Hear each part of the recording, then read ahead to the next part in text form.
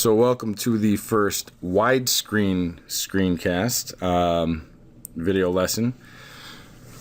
Thought I'd try something different. A lot of your phones are widescreen, so I thought it might be able to be easier to see on there for you. So you'll have to let me know how it works out for you. We're going to be covering ratio and proportion today, though, and this is 8.1 in your books. Our objectives for today, we have quite a few actually. Recognize and work with ratios, recognize and work with proportions, apply the product and ratio theorems, and to calculate geometric means. Now, a lot of this lesson is going to be calculations. There's not going to be a whole lot of proofs, maybe in your work and maybe for the proof of the day tomorrow, but for the most part, we're going to be doing just strict math, which I know makes a lot of you happy. So let's talk about ratio first. Definition: a ratio is a quotient, which means division of two numbers. You can write ratios in a number of different ways. Take the example of 5 meters to 3 meters as a ratio. We can write it as a fraction, like here. We could write it 5 to 3. That's what the colon means, is 5 to 3. This is written out, 5 to 3, or 5 divided by 3. Now, this one here, you're going to see a lot in the problem, like given to, like in a word problem type format. As far as your answer is going to go, we're going to be primarily focusing on this one and that one, okay? Key to remember is just make sure that it's written in lowest terms. So for example, let's say you had the ratio right up here. Let's say you had the ratio 10 over 6. Okay, that's not in lowest terms. Lowest terms would be 5 over 3. Okay, and it doesn't have to be just a fraction. If I said, say maybe 10 to 6, okay, still have to reduce it so that it's, you know, you're dividing everything by 2 so that it's written like that. But you get the idea, okay? Okay, what's an example of a ratio? If you're following along in your book, you have the two that I have. Slope, which is rise over run, and maps, which in the legend where distance is given as a ratio of map distance versus actual distance, like if, let's say you were looking at a map of the United States. 1 inch might equal 200 miles, something like that. Those are examples of how we use ratios, maybe not every day, but in everyday life. Okay, now let's talk about proportion.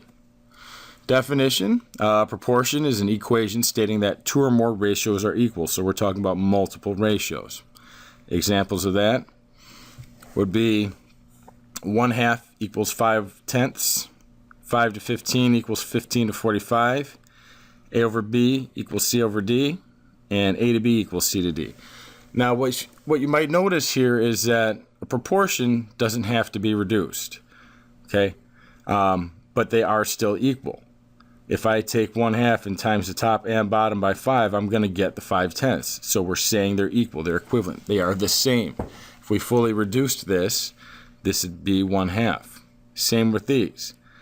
If I took 15 to 45, divided both by 5, or 3, I'd get 5 to 15.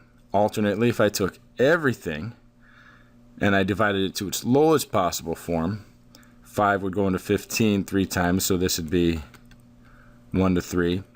15 goes into 45 3 times, so you can see that they're equal. Now, these last two are what I'm going to have you focus on. A is the first term, B is the second, C is the third, D is the fourth. It's easy to see when it's laid out like this, not so easy when it's laid out like this. Just remember, work top to bottom and then left to right. So top would be A, second one, top to bottom, B, then to the next one, top, C, bottom, D. So just remember which one's first, second, third, and fourth, because you're going to have some problems at the end where you have to find one of the terms. All right, now let's talk about the product and ratio theorems.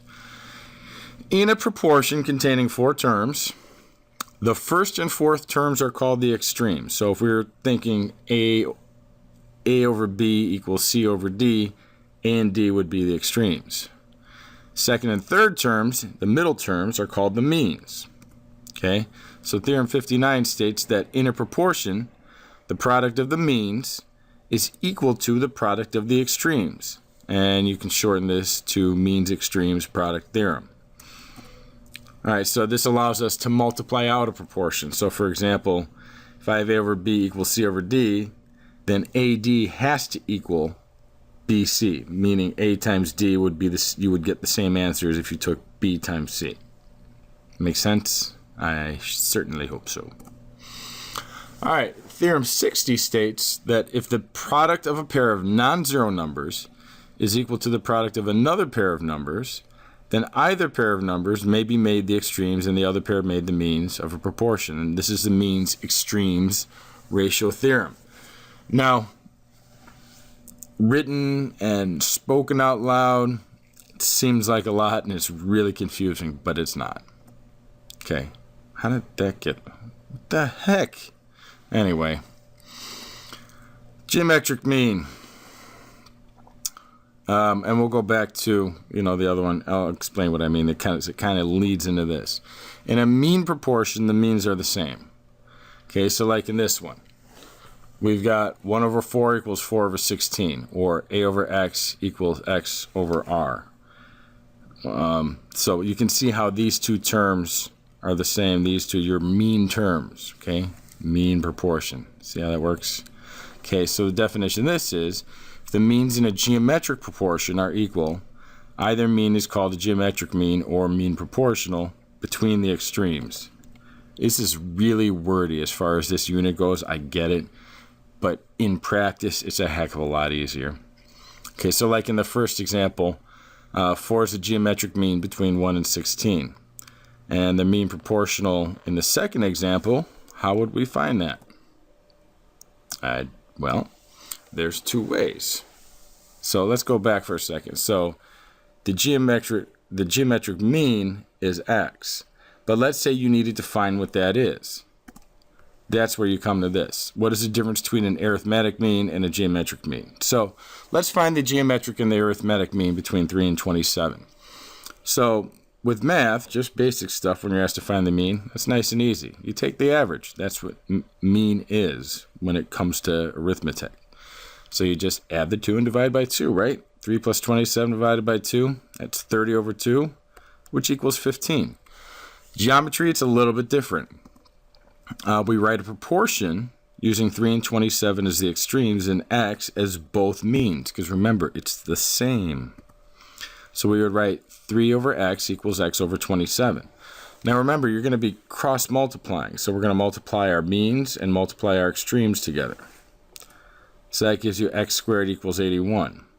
Now, you're not done, okay? The thing to keep in mind here is that what you can't see is if you take the square root of that, okay, that's how you get rid of the squared. You have to do it to both sides then. So you get the square root of X squared, which is just X, equals the square root of 81. Here's the key. It's got to be plus or minus 9. So you could have two possible answers. So keep that in mind when we're talking about geometric mean and you're trying to find the means. You could have two possible answers. All right, so let's kind of just show you what types of questions would be on your test. Okay. Find the fourth proportional for the following set of terms. So we've got 3, 6, and 8. How do you set it up? As a proportion. So we've got 3 over 6 equals 8 over X. Okay, multiply, your means and your extremes. So you would get 3x equals 3 times x equals 6 times 8. So 3x equals 48. Divide both sides by 3. You get x equals 16. That's your answer. Your fourth proportional would be 16. Easy enough, right? All right, example 2. Find the ratio of x to y. Well, this is a little bit more difficult, but you do it the same way. So we take, remember, our means, and we're going to multiply those two, and our extremes, and multiply those two. Got to keep in mind that you're multiplying 9 by the entire thing. Okay, so if it helps, put parentheses around these. So we have 9 times x plus 5 equals 3 times y plus 15. So you get 3y plus 45 equals 9x plus 45. Oh, look at that. They come out to be the same thing. So when you subtract 45 from each one, you're going to get 3y equals 9x. So we've kind of got it set up. We're almost there, but we have to do one more thing. What is that? Reduce. Because we have numbers that can be reduced. 3 goes into both of those. So you get y equals 3x. So your answer would be, the ratio is 3 to 1. Now, even though I wrote it backwards like this, that's okay. They asked, though, for x to y, so just make sure that you get it right. Because I guarantee they would have an answer, like this is the correct answer, obviously. You might see that as another answer on your test or quiz, if it's multiple choice. Make sure you have it in the right ratio. My x had a 3, my y had a 1. They want it in x to y. So whatever number's with that x has to go with the x. Whatever number's with the y has to go with the y. So that's it. Like I said, I know it's a little bit of a longer one, but tomorrow when you work through the problems, you're going to get to see how easy it is to actually use this stuff in class. And if you do have any confusion, please just let me know, okay? And actually save your questions until you've tried a few of the problems so that you can see it in action. So maybe you'll answer your own question. All right. Don't forget to do the short quiz that will be posted on Edmodo after this. And don't forget to have your notes in class on Monday.